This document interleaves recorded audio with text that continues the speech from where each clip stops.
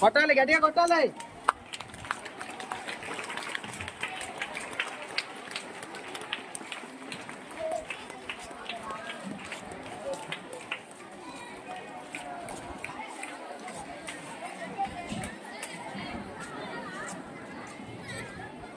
ఈ కార్యక్రమంలో ప్రతిపక్ష పార్టీగా వ్యవహరిస్తున్నటువంటి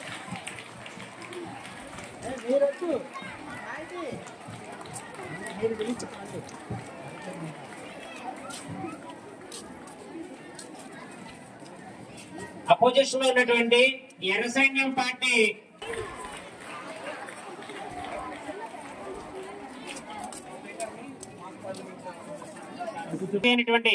స్పీకర్ గారిని ఈ కార్యక్రమానికి వచ్చి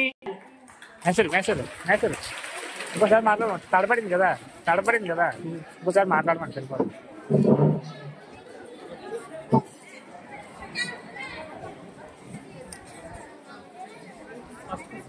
మొదటి ప్రశ్నను అడగవలసిందిగా సభ్యుల్ని కోరుతున్నారు. పేరు వి మోక్షిత్ గోపాల్. సభ్యులందరినీ ప్రశ్న సమయం ఆసన్నమైంది. ఫస్ట్ ఎవరెవరు వాళ్ళని ఇంట్రడ్యూస్ చేసుకోండి. పేరు వి మోక్షిత్ గోపాల్. నా దేశం పార్టీ నుండి నేను ప్రైమ్ మినిస్టర్ గా ఎన్నికయ్యాను. నా పేరు కవిత. నేను నా దేశం పార్టీ నుంచి హోమ్ మినిస్టర్ గా ఎన్నికయ్యాను. నా పేరు శశికాంత్. నేను హెల్త్ మినిస్టర్ గా అయ్యాను. పేరు శశికాంత్. నేను హెల్త్ మినిస్టర్ గా ఎన్నికయ్యాను నా దేశం పార్టీలో. పి సాయిదుర్గా ప్రసాద్. నా దేశం పార్టీలో ఎడ్యుకేషన్ మినిస్టర్ గా ఎన్నికయ్యాను. పేరు యశోద. నేను నా దేశం పార్టీ నుంచి అటవీ మరియు పర్యావరణ శాఖ మంత్రిగా ఎన్నికయ్యాను. నేను ప్రపంచ శాంతి పార్టీ నాయకురాలిని మరియు లోక్సభ ప్రతిపక్ష నాయకురాలిని. నా పేరు సాహితి. నేను ఎర్ర సైన్యం నుండి నాయకురాలుగా ఎన్నికయ్యాను. మొదటి ప్రశ్న అడగవలసిందిగా సభ్యుల్ని కోరుతున్నాం. అధ్యక్ష, ప్రస్తుతం చలికాలం వస్తుందంటేనే భయమేస్తుంది అధ్యక్ష. నగరాల్లోని వాయు కాలుష్యం 500 ppm కంటే అధికంగా నమోదు అవుతుంది అధ్యక్ష. దీని నివారణకు ప్రభుత్వం వారు ఎటువంటి చర్యలు తీసుకుంటున్నారో తెలియజేయగలరు. అటవీ పర్యావరణ శాఖ మంత్రి సమాధానం ఇస్తారు.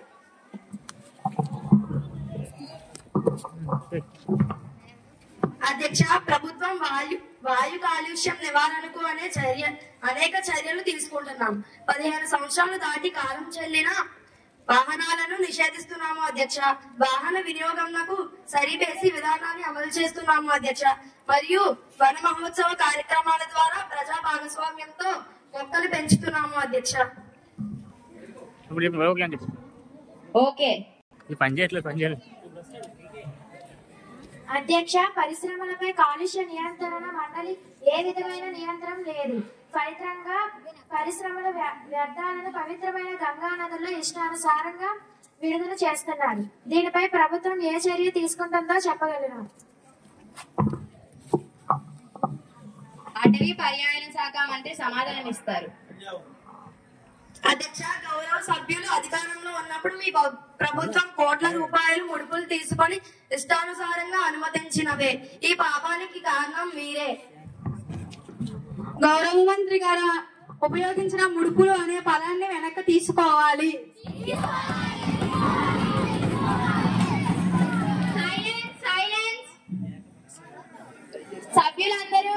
సభ్యులందరూ నియమాలను పాటించవలసిందిగా కోరుతున్నాను.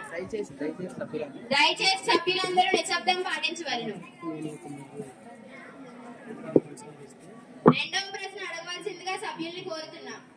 అధ్యక్ష, మేము అధికారంలో ఉన్నప్పుడు ప్రభుత్వ పాఠశాలలో చదువుతున్న విద్యార్థుల కోసం ఇడ్లీ, సాంబారు, పొంగలి తదితర అల్పాహారాలు అందించడానికి ప్రతిపాదనలు సిద్ధం చేశాము. అధ్యక్ష, ప్రస్తుతం ఈ ప్రభుత్వం గుట్టదాఖలు చేసినట్లు అనిపిస్తుంది. అమలు చేయదలిస్తే ఎప్పటి నుండి అమలు చేస్తారో గౌరవ విద్యాశాఖ మంత్రి వారు తెలియజేయగలరు. గౌరవనీయులైన విద్యాశాఖ మంత్రి సమాధానం ఇస్తారు. మళ్ళీ అంతా కట్ చేయాలి.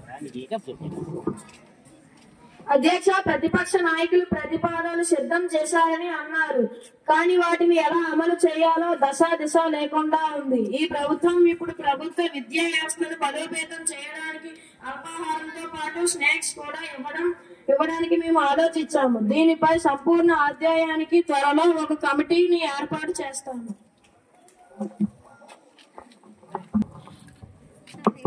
అధ్యక్ష, ప్రభుత్వ పాఠశాలల్లో మధ్యాహ్న భోజనంలో వారానికి ఒకసారైనా చికెన్ ఏర్పాటు చేయవలసిందని పరిశీలించమని గౌరవ మంత్రి వర్యులను కోరుతున్నాం.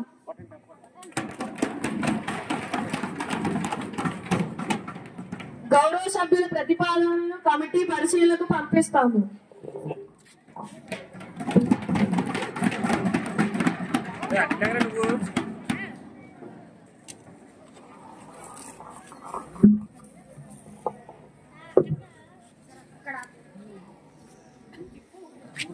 మూడవ ప్రశ్న అడగవలసిందిగా సభ్యుల్ని కోరుతున్నాం. అధ్యక్ష, బయటకు రావడానికి భయం వేస్తుంది. ఈ ప్రభుత్వంలో ఆడవాళ్లకు రక్షణ లేకుండా పోతుంది.